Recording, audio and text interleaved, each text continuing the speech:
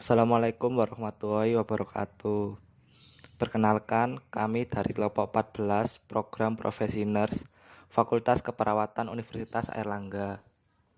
Pada kesempatan kali ini, kita akan membahas mengenai manajemen diet pada penderita kolelitiasis atau lebih sering dikenal dengan penyakit batu empedu. Dan berikut ini daftar anggota dari kelompok 14 Program Profesiners Fakultas Keperawatan Universitas Airlangga. Baiklah, langsung saja ke topik pembahasan kita yang pertama. Yang akan saya jelaskan di sini adalah pengertian dari penyakit empedu ini. Apa sih penyakit batu empedu itu? Menurut Murti tahun 2017, batu empedu merupakan gangguan kesehatan di mana terdapat batu di dalam kandung atau saluran empedu. Batu empedu terbentuk ketika ada cairan yang tersimpan di dalam kandung empedu mengeras dan menjadi seperti mirip batu.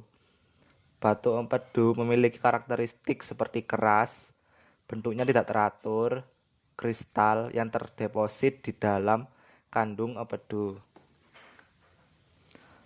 Secara sederhananya, penyakit batu empedu ini adalah adanya cairan yang tersimpan dalam kandung empedu lalu mengeras sehingga menjadi seperti batu dan mengendap di dalam kandung atau saluran empedu. Lalu apa saja tanda dan gejala dari penyakit batu empedu ini? Di sini ada 8 tanda dan gejalanya.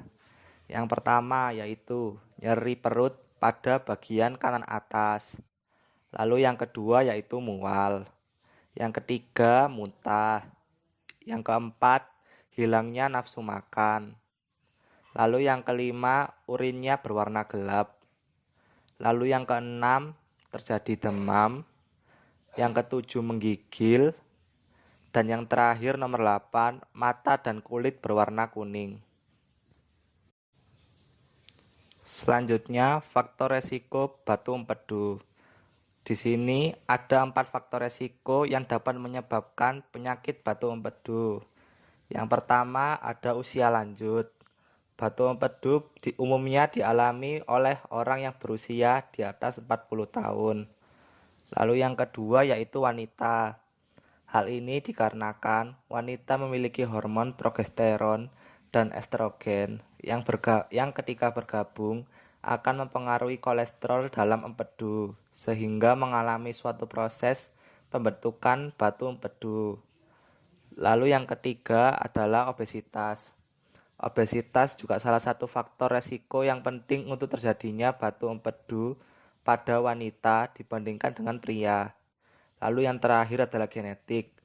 Jadi bila ada keluarga inti seperti bapak, ibu, saudara, anak memiliki riwayat batu empedu, maka resiko keluarga tersebut mengalami batu empedu meningkat menjadi 1,5 kali lebih tinggi. Lalu, bagaimana tata laksana nutrisi? Tata laksana nutrisinya ada 2. Yang pertama sebelum pembedahan, yang kedua sesudah pembedahan. Untuk yang sebelum pembedahan, yaitu diet rendah lemak untuk mengontrol gejala koleliatisis. Asupan nutrisi biasanya menurun akibat gangguan pencernaan lemak dan peningkatan gas. Yang kedua, saat terjadi serangan akut, sebaiknya tidak memberikan nutrisi melalui oral agar kandungan empedu menjadi tidak aktif. Yang ketiga, nutrisi dapat diberikan melalui parenteral dengan komposisi yang rendah lemak. Komposisi lemak yang dianjurkan adalah kurang dari 30% dari kalori total dengan komposisi protein sedang. Selanjutnya, pemberian makanan dilakukan secara small frequent feeding untuk meningkatkan asupan pasien. Dan yang terakhir, suplementasi vitamin larut lemak dapat diberikan yaitu vitamin A, vitamin D, vitamin E, dan vitamin K akibat gangguan absorpsi lemak. Bagaimana sih tata laksana nutrisi sesudah pembedahan? Tata laksana nutrisi sesudah pembedahan yaitu yang pertama, energi sesuai kebutuhan. Bila ada kegemukan, diturunkan dengan diet rendah energi. Yang kedua, protein agak tinggi 1-1,25 gram per berat badan. Yang ketiga, pada keadaan akut, lemak tidak diperbolehkan, sedangkan saat kronis dapat diberikan 20-25% lemak. Bila diperlukan tambahan suplemen yaitu vitamin A, D, E, dan K. Serat tinggi dalam bentuk pektin yang mengikat empedu di saluran cerna. Selanjutnya, hindari makan bergas. Untuk diet lemak rendah 1, diberikan pada pasien kolisistitis dan kolitiasis dengan kolik akut. Untuk diet lemak rendah 2, diberikan jika akut hilang, mual berkurang, diberikan dengan cara cincang, lunak, atau biasa, dengan rendah kalori untuk mengurangi berat badan. Untuk diet lemak rendah 3, diberikan jika tidak gemuk dan nafsu makan membaik. Makanan diberikan dengan makanan lunak atau biasa dan cukup sesuai kebutuhan gizi.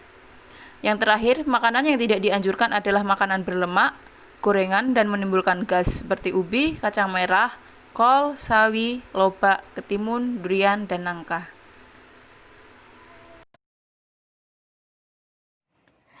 Jadi, itulah manajemen diet untuk penderita kolelitiasis. Terima kasih sudah menonton. See you!